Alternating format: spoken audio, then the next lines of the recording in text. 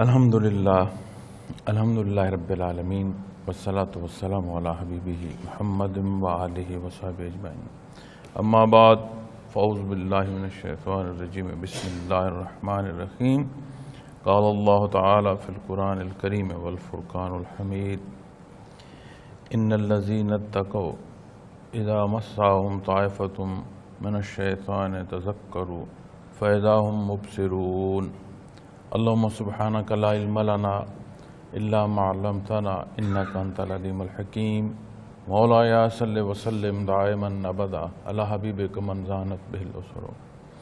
معزز سامعین کرام السلام علیکم ورحمۃ اللہ۔ کل جو گزارشات پیش کر رہا تھا اس میں انسانی مزاج اور وہ قوت فیصلہ جو اللہ جل شانہ ایمان سے عطا فرماتے ہیں اس موضوع پر تھا، چونکہ جو بات نبی کریم صلی اللہ علیہ وسلم کو ارشاد فرمائی گئی ہے وہ آپ کی امت کے لیے رہنمائی ہے، اصول ہیں، ضوابط ہیں، اور کردار کے حوالے سے گزارشات پیش کر رہا تھا کہ برائی کا جواب برائی میں ہی دیا جائے تو برائی بڑھتی ہے، اور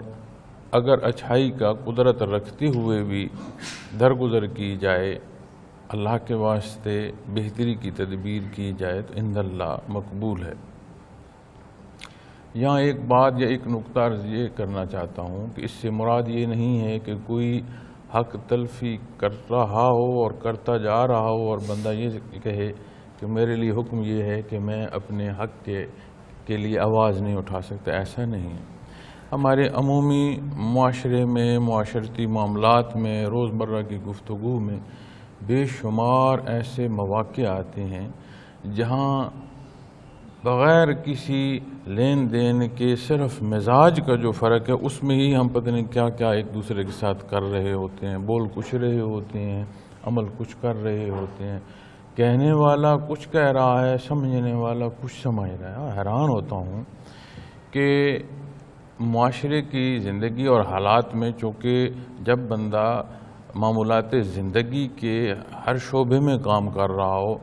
تو پھر ہر طرح کے موسم سے واسطہ بھی پڑتا ہے، ہر طرح کے حالات میں سے گزرنا بھی پڑتا ہے۔ عجیب اس میں آج ہماری سوچ ہے وقت کی کہ کوئی بات کی جائے، جو بات کر رہا ہے یہ نہیں دیکھا جا رہا کہ وہ کس سوچ یا کس درج یا کس پہلو پر بات کر رہا ہے، سننے والا اس سوچ میں ہوتا ہے یہ کچھ کہہ رہا ہے، اس کے پیچھے کیا ہے۔ اور دکھ اس بات کا ہوتا ہے کہ جو کہا جا رہا ہے یا جو کہہ رہا ہے اللہ کرے وہ بھی وہی ہو جو سوچ رہا ہے۔ تو یہ جو عدم اعتماد ہے، یہ کردار ہیں ہمارے جو سبب ہیں اس کے۔ اگر کوئی سچ بولتا ہو اور نقصان اٹھاتا ہو، کسی کے لیے بہتری کی تدبیر کرتا ہو اور اللہ کی رضا جو ہے وہ اس کی مقصود ہو، تو یہ وہ انداز یا وہ پہلو ہے جو معاشرے میں مثبت حصے جو ہیں وہ رواج پائیں گے، پنپیں گے اور ایک خوبصورت معاشرہ ہوگا۔ لیکن آج میں خود جب بات کر رہا ہوتا ہوں یا کسی کے ساتھ گفتگو، چونکہ سارے معاملات سے گزرنا ہے، کاروباری حیات ہے، لین دین ہے، معمولات زندگی کی جو ہیں عزیزداری ہے، تو اکثر یہ سوچتا ہوں کہ جو سوچ رہا ہوں اس کے ادائیگی میں کوئی لفظ ایسا نہ ہو جس کا مطلب بدل جائے، چونکہ ہر بات کو کہنے نہیں اپنے ہاتھ سے اس کا اندازہ جو ہے مقابل کر رہا ہوتا ہے کہ کہاں تک یہ جا سکتا ہے، کیا کہہ رہا ہے، اور پہلی سوچ جو ہماری ہوتی ہے وہ مثبت نہیں ہوتی۔ تو اللہ کریم ہمیں وہ خوبصورت حصے زندگی میں جو اتباع کے ہیں آپ صلی اللہ علیہ وسلم کے وہ عطا فرمائے۔ یہ نہ صرف آخرت کی بات ہے، یہ دنیا میں ایک سہل، آسان، خوبصورت، خوش کن زندگی بسر کرنے کے سبب ہیں۔ تو کل اس حوالے سے گفتگو عرض کر رہا تھا، تو آج اللہ جل شانہ نے ارشاد فرمایا، جو آج کی آیت ہے اس میں اللہ کریم ارشاد فرماتے ہیں یقیناً جو لوگ پرہیزگار ہیں جب ان کو شیطان کی طرف سے کوئی وسوسہ پیدا ہوتا ہے تو اللہ کی یاد میں لگ جاتے ہیں، پس یکا یک وہ دیکھنے لگتے ہیں، یعنی ان کی آنکھیں کھل جاتی ہیں۔ بارہا یہ دیکھا گیا ہے، زندگی کے معمولات سے یہ مثالیں عام ہیں کہ مزاج انسانی اگر شدید ہو، شدت میں ہو یا محبت کے کسی پہلو میں ہو، شدت، سختی، غصہ، اس میں بھی اگر وہ بہت زیادہ مزاج اس پر حاوی ہے، یا محبت کے کسی حصے میں، ترغیب کے کسی حصے میں، لگاؤ کے کسی حصے میں ایک حد سے تجاوز کر جائے، تو جو عمل اختیار کرتا ہے اس پر نفس حاوی ہوتا ہے، اور وہ ایسے معاملات ہوتے ہیں جس پر وہ خود نادم ہو رہا ہوتا ہے بعد۔ چونکہ مزاج پر حکم نہیں ہے کہ جیسا مزاج ہو ایسا عمل کرو، حکم یہ ہے کہ مزاج کو اللہ کے حکم کے تحت لاؤ۔ نور ایمان وہ قوت اور وہ طاقت اور وہ جلا بخشتا ہے جو بندہ اس قابل ہوتا ہے کہ اپنے مزاج کے، اپنی خواہشات کے جو تجاوز ہیں دین اسلام سے انہیں رد کر دیتا ہے اور اللہ کریم کا حکم مانتا ہے۔ اور اللہ کریم کا حکم ماننا تب تک ماننے کے زمرے میں نہیں پہنچتا جب تک وہ خالص نیت سے، دل سے، چاہت سے نہ اس پر عمل کیا جائے، وہ ماننے کے معنوں میں پہنچتا ہی نہیں ہے۔ اب جب کوئی عمل اپنے شوق سے اور محبت سے کیا جا رہا ہو تو اس کے ہر پہلو کا بندہ خیال رکھ رہا ہوتا ہے کہ کہیں کوئی کمی بیشی نہ ہو، جتنا بہتر سے بہتر میں اس کی ادائیگی یا اس پر عمل کر سکوں اس عمل کو اختیار کرتا ہے۔ یہاں اس آیہ کریمہ میں اللہ جل شانہ نے ارشاد فرمایا ان الذین اتقوا، یقیناً جو لوگ پرہیزگار ہیں۔ اب پرہیزگار کیا ہے؟ پرہیز کیا ہے؟ پرہیز دونوں صورتوں میں آ جاتا ہے۔ اگر کوئی چیز لائق نہیں ہے، کوئی چیز مانے ہے، اس سے رک جانا، اور وہ تمام حصے جو فائدہ مند ہیں ان کا اختیار کرنا، یعنی اس ناپ تول پر لے آنا جو آپ کو مثبت حصہ دے۔ مریض ہے، اس کو ڈاکٹر پرہیز بتاتا ہے، اس میں صرف یہ نہیں بتاتا کہ یہ بھی آپ نے نہیں کھانا، یہ بھی آپ نے نہیں کھانا، یہ بھی آپ نے نہیں کھانا، اس میں یہ بھی بتاتا ہے کہ یہ آپ کھا سکتے ہیں، یہ دوائی آپ لے سکتے ہیں، یہ نسخہ اس طرح کھانا ہے، اس میں یہ وقت ہے، ان اوقات کا بھی خیال رکھنا ہے۔ تو پرہیز سے مراد چھوڑ دینا نہیں، پرہیز سے مراد چھوڑ دینے میں بھی احتیاط، اور جو عمل اختیار کیا جا رہا ہے اس میں بھی احتیاط۔ اور احتیاط کیا ہے، حدود کیا ہیں جو اللہ جل شانہ نے پسند فرمائی ہیں، وہ حدود۔ فقہ میں جتنی بھی بحث آتی ہے، جو حصے بھی ہمارے لیے فقہی ائمہ تحقیق کر کے لائے ہیں، تحریر کیے ہیں، پڑھے جا رہے ہیں، پڑھائے جا رہے ہیں، فارغ التحصیل کو اسناد دی جا رہی ہیں، یہ سارے وہ ہیں جو قرآن و سنت کی حدود کے تحت ہیں، اس کے اندر ہیں۔ اصول و ضوابط وہ جو اللہ کریم جل شانہ نے بیان فرمائے، اور ان کی حدود وہ جو نبی کریم صلی اللہ علیہ وسلم نے جن کا تعین کیا، جنہیں آپ نے متعین فرمایا۔ تو پرہیز کیا ہے؟ پرہیز جب اسلامی شرع میں پرہیز کا مطلب لیا جائے گا تو وہ تمام حصے جو دین اسلام بیان فرما رہا ہے اس کے مطابق اپنی زندگی بسر کرنا۔ اور دنیا کے معالج کا جو پرہیز کا بتانا ہے اس میں ضروری نہیں ہے کہ ساتھ دل شامل ہو، یہاں نزاکت اور زیادہ ہے۔ اب کتنی ایسی نسخے ہیں جو پسند نہیں ہیں، جو کڑواہٹ کے ہیں، جن کے ذائقے بندے کو پسند نہیں ہیں، دل نہیں چاہ رہا کہ میں یہ دوائی لوں، اس کے باوجود بندہ دوائی لے رہا ہے۔ دل نہیں چاہ رہا کہ جو چیز وہ کھانے کو کہہ رہا ہے وہ میں کھاؤں، اور جس چیز کو کھانے کا دل کر رہا ہے اس سے وہ منع کر رہا ہے۔ دل اور کہہ رہا ہے، بندہ عمل اور کر رہا ہے۔ اپنی پسند کو چھوڑ کر فیصلہ صادر کر رہا ہے مزاج پر کہ نہیں یہ تکلیف ہے، اس تکلیف سے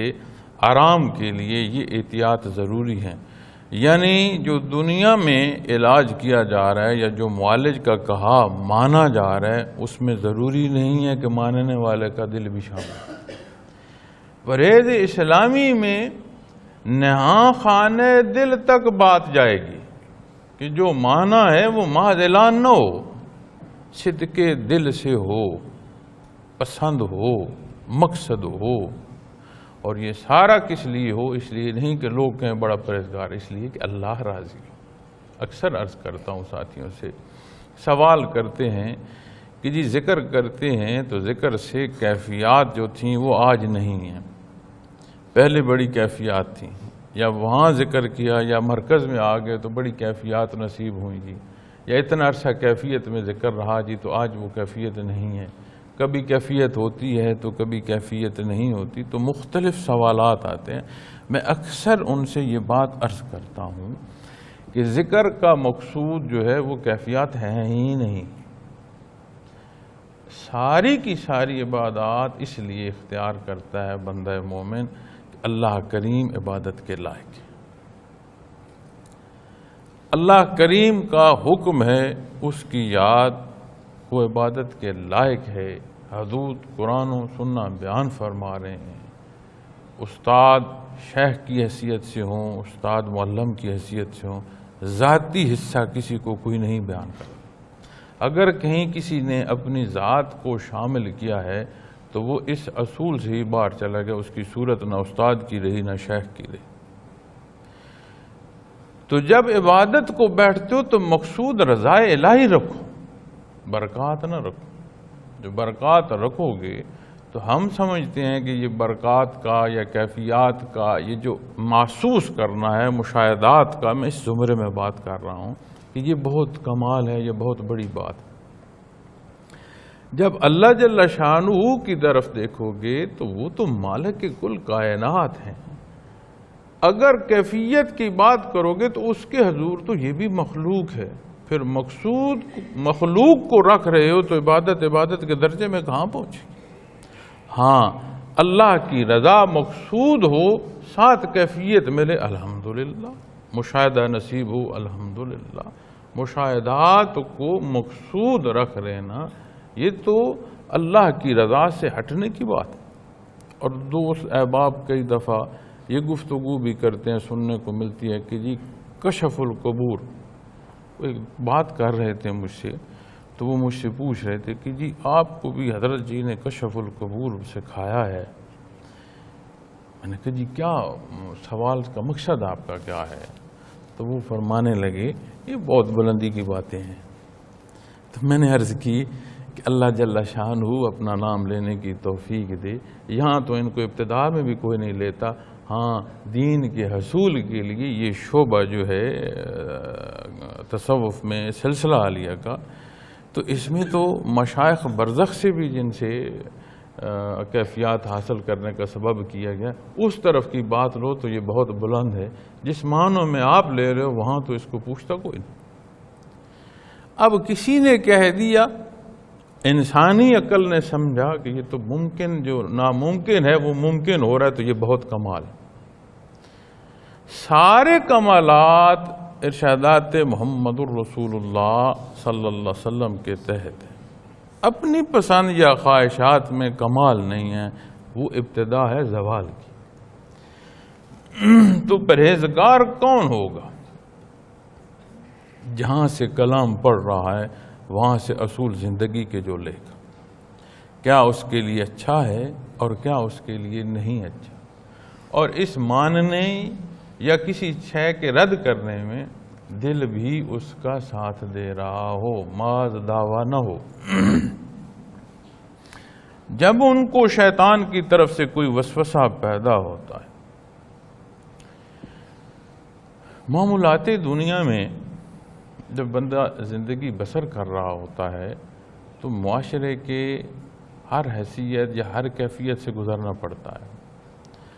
ہر مزاج کے انسان سے واسطہ پڑتا ہے، معاملات میں سے گزرنا پڑتا ہے، تو جہاں جس طرح کے حالات ہوں اس طرح کی کیفیات ہوتی ہیں، چونکہ کیفیت جو ہے یہ وارد ہوتی ہے عمل پر، اور عمومی طور پر ہمارے زندگی میں جب یہ کہا جاتا ہے نا بے عملی، تو یہ اس سے مراد یہ نہیں ہے کہ بندہ کو کام نہیں کر رہا، بندہ جو کام کر رہا ہے اس کو اسلام کے پیمانے پر جب لایا جاتا ہے تو اسلامی احکامات جو نہیں اختیار کیے جا رہے تو وہ جو بے عملی کی صورت ہے وہ انسانی زندگی پر آ جاتی ہے کہ یہ بے عملی کی زندگی ہے۔ عمل دنیا کے تو کر رہا ہوتا ہے، دین کے حکم اور دین کے حکم کے تحت دنیا کے جو معاملات ہیں جب انہیں چھوڑتا ہے تو وہ بے عملی کی صورت اختیار ہو جاتی ہے۔ تو کوئی بھی تجاوز جو ہے یا کوئی بھی عمل اسلام پر ہے وہ ایک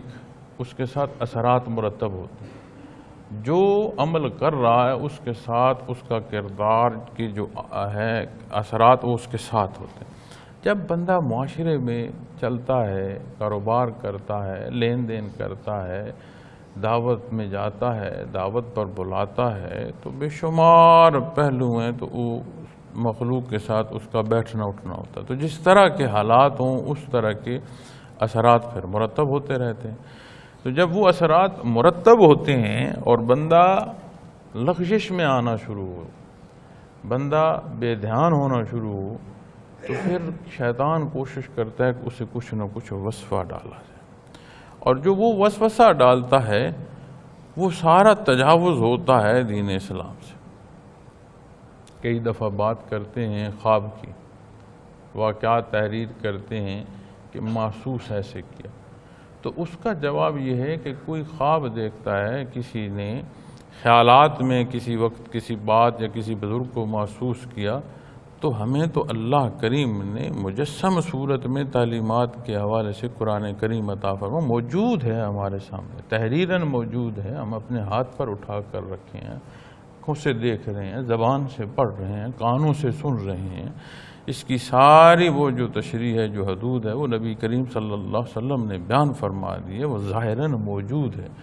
تو جو وحی آنی تھی وہ نبی کریم صلی اللہ علیہ وسلم پر آئی، اور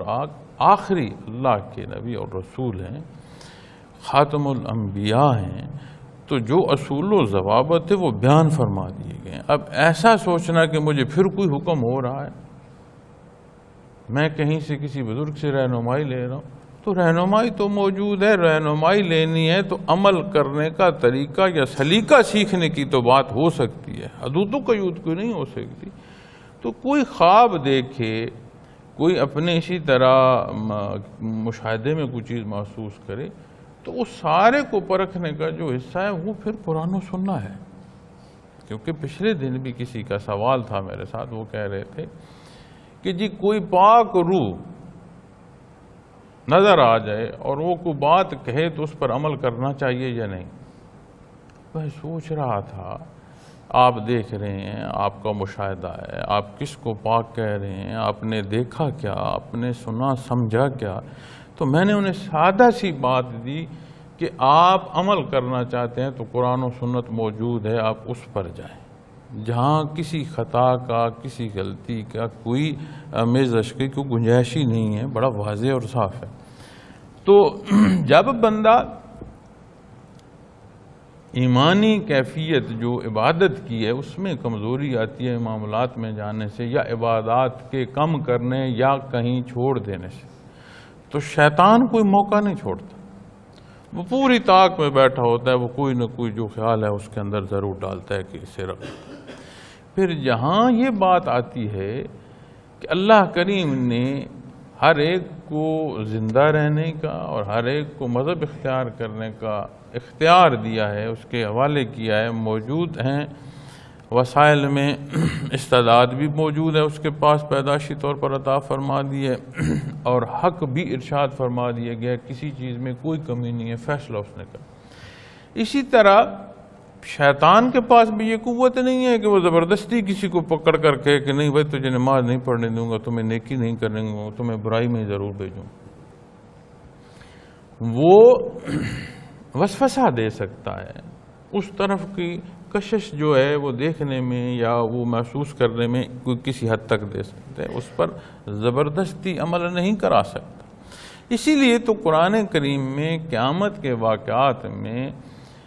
شیطان اور اس کے راہ پر چلنے والے کے مابین مکالمہ بیان فرمایا گیا، کیونکہ اس مردود نے سارا کچھ جو ہے مجھ سے کرائے گا، وہ کہے گا بار الہا کیا اس نے خود ہے، تو میں نے تو اس کو صرف یہ راہ دکھائی، عمل تو اس نے کیا. یعنی جو فیصلہ جو عمل کر رہا ہے، فیصلے کا اختیار اس کے پاس ہے. جب وہ خود فیصلہ غلط کرتا ہے تو اس کا جو گناہ ہے یا اس کا وہ سمجھتا ہے ذمہ دار دوسرے کو ٹھہراتا ہے. بھلے وہ معاشرہ ایسی جگہ کیوں جا کر بیٹھے ہو جہاں سے تمہیں برائی کی ترغیب مل رہی ہے. اسلام تو منع فرماتا ہے. اسلام تو ایسی جگہ سے ہجرت کرنے کا حکم دیتا ہے. قرآن کریم میں یہ بھی چیز ملتی ہے کہ جب بندے کا وقت پورا ہوتا ہے اور موت کا فرشتہ آ جاتا ہے اور وہ اگر کمزور حالت میں ہو تو اس سے پوچھتا ہے کہ تم کیا کرتے رہے ہو دنیا میں؟ کہا میرے گرد و پیش کے جو حالات تھے میرے بڑے ایسے تھے کہ میں عمل نہیں کر سکا، میں کمزوریوں میں رہا. کہ اس جگہ کو چھوڑ کیوں نہیں دیا؟ آج بھی تو چھوڑ کر جا رہے ہو. تو اسلام تو پہلے سبق دیتا ہے کہ وہ اللہ کریم نے جس نے تخلیق فرمایا وہ اس کی کمی بیشی سے واقف نہیں ہے، تو اور کون ہے اس کی کمی بیشی سے واقف؟ تو جو حصے اللہ نے سے عطا فرمائے ہیں ان کو اللہ کے حکم کے تحت لایا جائے تو وہ کمال کی طرف لے جاتے ہیں، اور اگر پسند ذاتی پر لایا جائے تو وہ زوال کی ابتدا، اور جتنا چلتے جائیں اتنا زوال جو ہے وہ اس میں بندہ گرتا چلا جاتا ہے اور دھنستا چلا جاتا ہے. تو جب بھی کوئی شیطان وسوسہ ڈالتا ہے، اس میں اس سوال کا بھی جواب ہے کہ جی مجھے بہت وسوسے آتے ہیں، تو فرمایا تو وہ یاد میں لگ جاتے ہیں. تو حضرت نے یہاں بریکٹ میں لکھا ہے اللہ کی یاد. ہمارے لیے سمجھنے میں بہت آسانی ہو گئی ہے. قرآن کریم کے ترجمے کو حضرت نے اتنا سہل کہ محاوراتی پہلو بھی اس میں رکھا ہے اور لفظی پہلو بھی رکھا ہے. تو جب آیات جس طرح عربی پڑھی جا رہی ہے ساتھ ترجمے کو بھی اسی طرح ہم پڑھ لیتے ہیں. بہت شاذ کسی واقعے کی یا کسی جگہ کی تحقیق میں جانا ہو تو پھر تفسیر کی ضرورت پڑتی ہے. تفسیر پڑھنی چاہیے، چونکہ جب عربی پڑھی جا رہی ہے اللہ توفیق دے الحمدللہ، ترجمہ ساتھ نصیب ہو. پھر اسی کے ساتھ حضرت نے جو تفسیر بیان فرمائی ہے نا تینوں حصے،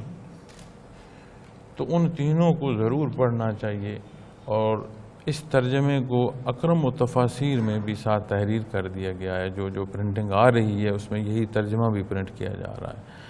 اب اپنے شوق اور طلب کی بات ہے، کوئی پڑھنا چاہے تو بھی سبب موجود ہے، کوئی سننا چاہے تو بھی سبب موجود، کیونکہ یہ سارا کچھ ریکارڈنگ میں بھی موجود ہے. اب بات تو میرے اور اپنے آپ کی خواہش کی ہے کہ اور طلب کی ہے کہ ہم چاہتے کیا ہیں. تو اللہ کی یاد میں لگ جاتے ہیں. پھر فرمایا بس یکا یک وہ دیکھنے لگتے ہیں. یعنی دیکھ تو وہ پہلے بھی رہا ہے، یہ تو نہیں ہے کہ اس کے اندر کو وسوسہ آیا ہے تو اس کی آنکھوں نے دیکھنا چھوڑ دیا، اس کی نظر جاتی رہی، ایسا تو نہیں. لیکن حق پر چلنا عین دیکھنا ہے، اور حق سے باہر جو ہے یہ اندھا پن ہے. اس میں کوئی آنکھ کی بات کرے یا اس میں کوئی قلب کی یا دل کی بات کرے، جہاں کی بھی بات کرے دین اسلام سے تجاوز اندھا پن بھی ہے، بہرا پن بھی ہے، گنگا پن بھی ہے. حیات نہیں ہے، موت ہے. اور دین پر عمل کرتے ہوئے اگر حیات کا تسلسل بھی ٹوٹ جائے تو اسے اللہ کریم نے موت کہنے سے منع فرمایا. تو جب کوئی بھی وسوسہ شیطان ڈالتا ہے تو وہ اللہ کی یاد میں ہوتا ہے متوجہ اللہ، تو وہ اندھیرا چھٹ جاتا ہے، اس کے اثرات زائل ہو جاتے ہیں. تو دیکھنے لگ سے مراد یہ ہے کہ دیکھنے لگ پڑتا ہے، سو مراد یہ ہے کہ وہ حق کو پہچان لیتا ہے، نہ حق کو سمجھ لیتا ہے کہ یہاں میں غلطی کرنے جا رہا ہوں یا غلط سوچ رہا ہوں، اسے وہ رد کر دیتا ہے. اب ایک بندہ دیکھ رہا ہے اور ایک بندہ، ایک نابینا ہے اور ایک بینا ہے. بینا چل رہا ہے، اسے نہیں معلوم اگر اس کے ہاتھ میں کوئی چھڑی ہے یا کسی نے بتایا، ورنہ وہ سیدھا ٹکر مار دے گا. نابینا کو نہیں معلوم سامنے دیوار، تو بینا جو ہے وہ تو ٹکر نہیں مارے گا نا، جہاں دیوار آئے گی رک جائے گا، وہ دیکھے گا دروازہ کہاں ہے، وہ سے جہاں وہاں سے گزروں گا۔ تو یہی صورت پھر آ جاتی ہے جب بندہ اسلام سے باہر ہوتا ہے، تو وہ اس کی صورت ایسی نہیں ہو سکتی کہ اسے بندہ بینا کہہ سکے کہ یہ دیکھ رہا ہے جی۔ تو جب بندہ اللہ کی یاد کو جاتا ہے تو ایسے ہی ہے جیسے ایک اندھے کو آنکھیں مل جائیں، تو جب وہ آنکھیں ملتی ہیں تو وہ حق کو پہچانتا ہے۔ اس دیکھنے سے مراد یہ نہیں ہے کہ ہماری طرح جو آج ہمارے حال ہے کہ ہاں یہ بہت اچھا ہے تو بہت اچھا، کرے کوئی اور، میں وہ کروں جو مجھے پسند ہے، اس پر عمل پیرا ہوتا ہے، توفیق عمل بھی نصیب ہوتی ہے۔ چونکہ دیکھنا شروع کر دینے سے مراد ایک عمل آ گیا نا جی، دیکھنا بھی تو ایک حصہ ہے عمل۔ تو جب اللہ کی یاد میں لگتا ہے تو وہ دیکھنے کی کیفیت کو پہنچتا ہے، اس سے مراد ایک عملی حصے میں داخل ہوتا ہے، دیکھنا بھی تو ایک حصہ ہے۔ تو اس سے اگر معنی بعید میں جائیں تو یعنی اسے عمل صالح کی توفیق نصیب ہوتی ہے اور اختیار کرتا ہے۔ وَإِخْوَانُهُمْ يَمُدُّونَهُمْ فِي الْغَيِّ ثُمَّ لَا يُقْصِرُونَ، اور ان کے بھائی، یہاں بریکٹ میں حضرت نے لکھا کفار، یہ اس سے مراد یہ ہے چونکہ کفار کے درمیان مسلمان رہ رہے تھے، پورا خاندان ایسا بھی تھا کہ وہ مسلمان نہیں تھا، ان میں سے کوئی ایک بندہ جسے نصیب ہوا ایمان، کہیں تعداد کم کہیں زیادہ، وہاں رہنا، انہی کے بیچ میں رہنا، ساتھ بت بھی لے کر وہ اپنی پوجا کر رہے ہیں، وہیں پہ لوگوں کو نبی کریم صلی اللہ علیہ وسلم کا حق بیان فرمانا، بیت اللہ شریف جو اللہ کا گھر ہے اس کو بتوں سے بھر رکھا تھا، اس کے ساتھ انہوں نے اتنے بت رکھے ہوئے تھے کہ ہر خواہش کے لیے انہوں نے ایک بت رکھا ہوا تھا، غصے والا بت اور ہے، محبت والا بت اور ہے، ضرورت والا اور ہے، حیثیت والا اور ہے، جنگوں والا اور ہے، موسم والے اور ہیں، تو بے شمار اسی میں حق بیان کیا جا رہا ہے۔ تو پھر یہ جو برائی ہوتی ہے نا، اس برائی پر اتنی محنت کی جاتی ہے کہ نیک عمل کے لیے بندہ سمجھ رہا ہوتا ہے کہ یہ شاید بڑی محنت کرنی پڑی۔ اگر آپ غور کریں تو جو تجاوز پر ہیں وہ بے شمار محنت کر کے غلطی میں جا کر پہنچتے ہیں، تو وہ نہ صرف غلط کرتے ہیں، غلط کرنے کی ترغیب بھی دے رہے ہوتے ہیں۔ من الجن والانس کی جب بات آتی ہے نا شیطان کے ساتھ منسلک، تو جو بندہ شیطان کے کہنے پر چل پڑا، جو بندہ دین حق پر نہ آیا، جو مشرف با اسلام نہ ہوا، وہ اسی کی ٹیم ہے، اسی کا فرد ہے۔ تو جب وہ وہاں سے بات کرتا ہے تو شیطان تو خیال ڈال رہا ہے، تو وہ بام روبرو گفتگو کر رہا ہے، مدد ہاتھ سے کر رہا ہے اس طرف کی ترغیب کی۔ تو اللہ جل شانہ نے فرمایا کہ جب ان کے وہ کفار انہیں گمراہی کی طرف کھینچتے ہیں، پھر وہ اس میں کوتاہی نہیں کرتے، یعنی یہ اللہ کریم کا احسان ہے کہ اللہ کی جو یاد نصیب ہوئی اور عملی صورت اسلام کی نصیب ہوئی، اس سے جس معاشرے میں یا جس عزیزداری میں رہ رہے ہیں، وہاں جو اسلام سے تجاوز کی رغبت ہے وہ اسے رد کر دیتے ہیں۔ یہ برکت ہے اللہ کی یاد کی، یہ وہ صورت ہے جو اس آیہ کریمہ میں بیان کی جا رہی ہے کہ وہ دیکھنے لگ پڑتے ہیں، عملی صورت میں داخل ہو جاتے ہیں، تو پھر وہ اس کوتاہی کو نہیں اختیار کرتے جس کی ترغیب انہی کے معاشرے میں، انہی کے ہمسائیگی میں، انہی کے خاندان میں، انہی کے عیال میں کوئی نہ کوئی فرد اختیار کر۔ اب اس کو ہم اپنی صورت پر اگر لے آئیں تو اللہ کا یہ شکر ہے کہ ہم مسلمان گھرانوں میں ہیں، ہم مسلمان معاشرے میں، عمل کتنا ہے یا بے عملی کی طرف بات کریں تو وہ پیمانہ کیا، یہ ایک الگ صورت ہے، لیکن یہ اللہ کا بہت بڑا احسان ہے کہ کالا کالا رسول پر ہمیں جگہ جگہ پر باتیں بیان کرنے کو، بیان سننے کو مل رہی ہیں، یہ اللہ کا بہت بڑا کرم ہے۔ سفر پر ہوتے ہیں آپ، یقین مانیں کتنے کتنے دن جو ہے وہ اذان نہیں سنتے، ایسے ممالک جہاں جو مسلمان ممالک نہیں ہیں اذان سننے کو نہیں ملتی۔ یہاں آپ سب مسافر ہیں، گزر رہے ہیں، تو بھی آپ کو ایک وقت کی اذان میں جانے کتنی آبادیوں میں سے اذان کی جو ہے آواز اور صدا اللہ اکبر سننے کو ملتی چلی جاتی ہے۔ تو جو رغبت جو دین اسلام کی طرف دی جا رہی ہے، ترغیب دی جا رہی ہے، راغب کیا جا رہا ہے، اس کا اثر ان پر نہیں ہوتا، اس کوتاہی کو وہ اختیار نہیں کرتے۔ وَإِذَا لَمْ تَأْتِهِمْ بِآيَاتٍ قَالُوا لَوْلَا اجْتَبَيْتَهَا، اور جب آپ ان کے پاس کچھ روز تک کوئی آیت نہیں لاتے تو کہتے ہیں آپ نے خود کیوں نہ بنا لی۔ قُلْ إِنَّمَا أَتَّبِعُ مَا يُوحَىٰ إِلَيَّ مِن رَّبِّي، فرما دیجئے کہ میرے پروردگار کی طرف سے جو مجھ پر وحی کیا جاتا ہے، هَٰذَا بَصَائِرُ مِن رَّبِّكُمْ وَهُدًى وَرَحْمَةٌ لِّقَوْمٍ يُؤْمِنُونَ، اس کی پیروی کرتا ہوں، یہ قرآن تمہارے پروردگار کی طرف سے دانش و بصیرت اور ایمان والوں کے لیے ہدایت اور رحمت ہے۔ کئی دفعہ سوالات ایسا بھی واقع آئے ہیں کہ آپ صلی اللہ علیہ وسلم کی ذات پر کفار نے سوال گھر کر بھیجے، اور یہ اتفاقات نہیں تھے، اس کے پیچھے بڑا ان کا دماغ ہوتا تھا، اور بڑے لوگ عقلیں لڑا کر سوال گھڑتے تھے، موقع کی تلاش میں ہوتے تھے، پھر سوال کب کیسے کون کرے گا یہ سارا طے کر کے کرتے تھے۔ تو ایسی صورت بھی آئی کہ کسی نے سوال کیا تو جواب میں تھوڑا وقت وہی جو ہے وہ منقطع ہوئی کہ وہی الہی نازل نہ ہوئی۔ اللہ کریم بہتر جانتے ہیں کس وقت کیا حکم فرمانا ہے، کب فرمانا ہے، تو وہ جو کچھ کہیں 2 دن 4 دن کا کبھی وقفہ آیا تو اس وقت یہ وہ تمسخر کے طور پر وہ بدبخت جب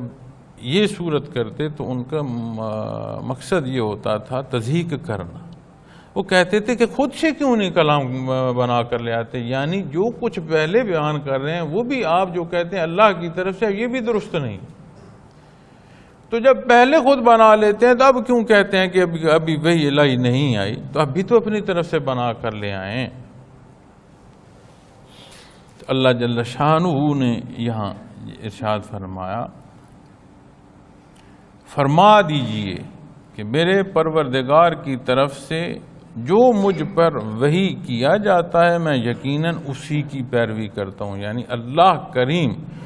جو کچھ حکم دیتے ہیں وہی بیان میں بھی ہے، وہی عمل میں بھی ہے، اس میں ذاتی پسند و ناپسند کی بات ہے ہی نہیں،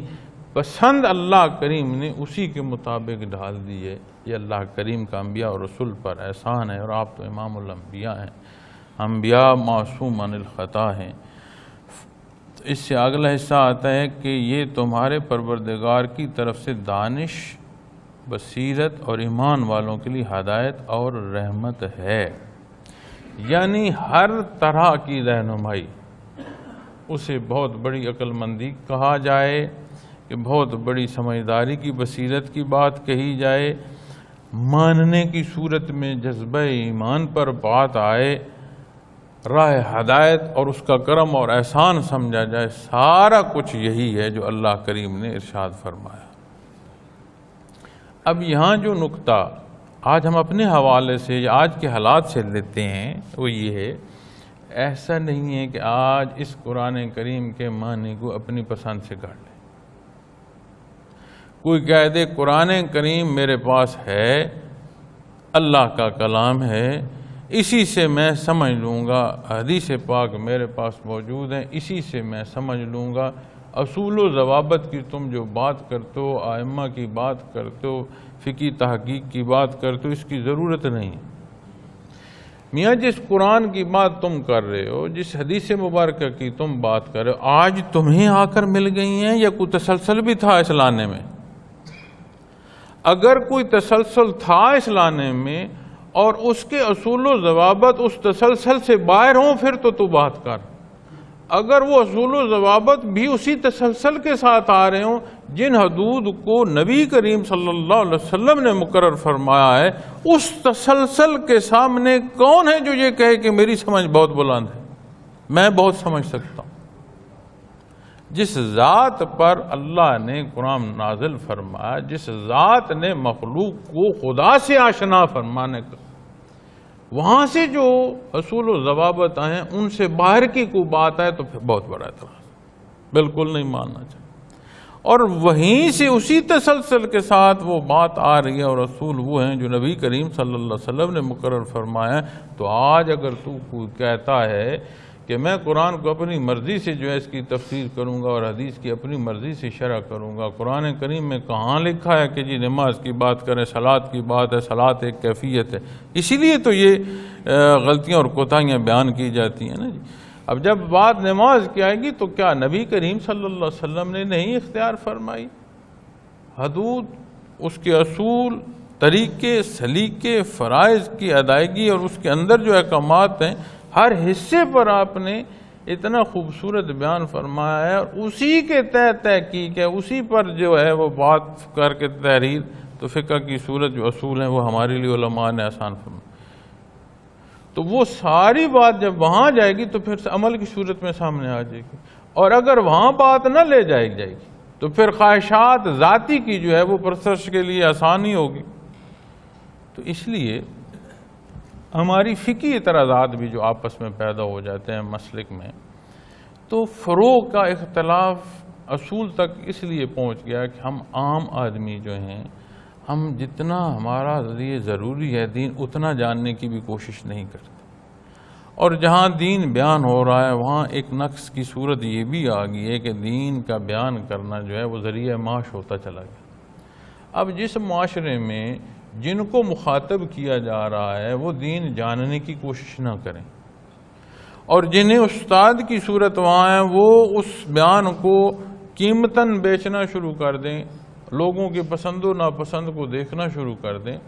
تو جو اصول فروع کے ہیں وہ اصول پر جائیں گے، فروع اصول پر جائے گی، اصل پر جائے گی، پھر اس کا نقص یہ ہوگا بات صحیح اور غلط پر جائے گی، پھر فساد ہوگا، جھگڑا ہوگا، ہر کوئی اپنی خواہش کے لیے جھگڑ رہا ہوگا، نام اسلام کا ہو۔ تو اس حالت سے آج ہم دو چار ہیں، ہمارے معاشرے میں یہ صورت ہمارے سامنے ہے۔ اب اگر کوئی یہ سمجھتا ہے کہ میں جس طرح اسلام پر عمل کر رہا ہوں یہ درست ہے، تو بھائی وہ کردار اختیار کرنا کہ دوسروں کو رغبت ملے، تلخی کرے گا، جھگڑے گا، تو وہ تو اور اسلام سے دور ہوں گے۔ اگر کوئی یہ سمجھے کہ آج میں نے سب کا حساب کرنا ہے تو یہ صورت تو درست نہیں ہے۔ ہر ایک نے لحاظ میں اترنا ہے، ہر ایک نے اللہ کریم کے اور اس کے حضور پیش ہونا ہے، حساب کتاب ہونا ہے، صحیح کا بیان ہو جائے گا اور غلط کا بیان ہو جائے گا، کوئی کمی بیشی کسی رتی کی نہیں رہے گی، کسی نقطے کی نہیں رہے گی۔ تو جب حکم دیا گیا ہے اس کو اختیار کرنا اور اللہ کی رضا کے لیے اختیار کرنا، ذات بیچ میں سے نکال لینا، وہ ایسا کردار دیتا ہے کہ جہاں بندہ رہ رہا ہوتا ہے اس کو بھی اس طرف رغبت ملتی ہے۔ اور تبلیغ کی خوبصورت جو تبلیغ کا اصول ہے وہ صحابہ کرام رضوان اللہ علیہم اجمعین کی جو کردار ہیں اس سے ملتا ہے۔ آپ تاریخ اسلام اٹھا کر دیکھ لیں، کوئی لمبی لمبی واعظ نصیحتیں تقریریں صحابہ کرام کے زمانے مبارک میں نہیں ملتی کہ کہیں 4 گھنٹے 5 گھنٹے 7 گھنٹے بیان ہو رہے ہیں۔ کردار ملتا ہے، بھلے ایک لفظ بولیں، حق بولیں، اس حق پر جان چلی گئی ہے تو چلی جائے، نقصان آتا ہے تو نقصان آ جائے، دوسرے کو نقصان نہ ہو، اصول اسلامی کے تحت۔ کردار ایسے تھے کہ وہ جہاں کردار گئے وہ چلتی پھرتی اسلام کی تبلیغ تھی، مخلوق اس کردار سے جس کو واسطہ پڑتا گیا وہ مجبور ہو گیا کہ کہاں سے اس نے تربیت لی، جو اس تربیت کو پہنچے ہیں یہ کہاں سے ان کو یہ عظمت نصیب، وہ مشرف اسلام ہوتے۔ تو آج جب ہم اس اصول کو دیکھیں گے تو عقل و خرد کی بات ہو، راہ ہدایت کی بات ہو، اللہ کے کرم کی بات ہو، وہ ساری وہ ہے جو اللہ نے بیان فرما دیے، جسے نبی کریم صلی اللہ علیہ وسلم نے اصول و ضوابط تک، حدود تک چیزیں جو ہیں وہ واضح فرما دیں۔ تو یہاں کی جو صورت ہے وہ یہ ہے کہ آج بھی اگر کہیں کوئی عمل اختیار کیا جا رہا ہے، کوئی بات سوچی جا رہی ہے جس پر عمل کا انحصار ہوگا، کوئی سوچ جس کے پیچھے محرک نیت میں ہے اور نیت کا پیمانہ ہوگا، اس سارے کو یہاں آ کر اللہ کے حضور پیش کر دینا ہے۔ آج اپنے پاس یہ اختیار ہے، اپنی اس نیت کو، اپنی اس سوچ کو، اپنے اس عمل کو اللہ کے حضور پیش کر دیا جائے سمجھ آ جائے گی کہ اس کی صورت کیا ہو۔ آج اگر کوئی پیش نہیں کرے گا تو ایک روز ہر شے پابند ہوگی اور ہر عمل پیش ہوگا۔ تو آج اپنی مرضی سے پیش کر دیا جائے تو وہ کیسا ہے؟ اب اس کے لیے تعلق وہ جو کیفی اور ایمانی ہے اس کی مضبوطی ضروری ہے۔ اللہ جل شانہ ہمیں طلب صادق عطا فرمائیں، اللہ جل شانہ ہمیں ایمان کی مضبوطیاں اور بلندیاں عطا فرمائیں، اللہ کریم توفیق عمل عطا فرمائیں، اس عمل میں زندگی بھر کا تسلسل عطا فرمائیں، استقامت عطا فرمائیں، اور آخری سانسیں بھی اللہ کرے اس کے نام سے مزین ہوں۔ انشاءاللہ اگلا جو حصہ ہے، یہ جو اگلا پیریڈ آخری غالباً اب ہفتے کا بچتا ہے، اس پر گزارشات پیش کروں گا جی۔ وآخر دعوانا الحمدللہ رب العالمین۔